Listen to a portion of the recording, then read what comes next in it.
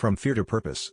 The cold metal pressed against my ribs was the last thing I expected on my walk home that night. Heart pounding, I handed over my wallet, frozen between anger and fear.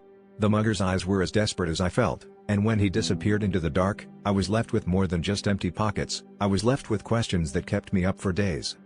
Instead of letting paranoia take over, I forced myself to do the one thing I'd never done before. I signed up to volunteer at a local homeless shelter. The faces I met there weren't so different from the one I saw that night: tired, anxious, but above all, human.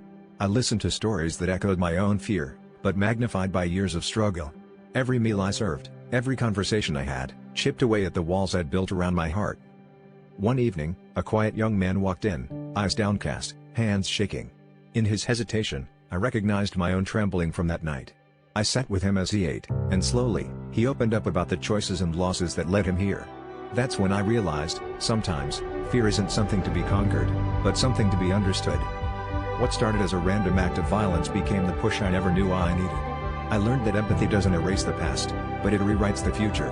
By facing my fear head-on, I didn't just help others heal, I found a new purpose, and in a way, I saved myself.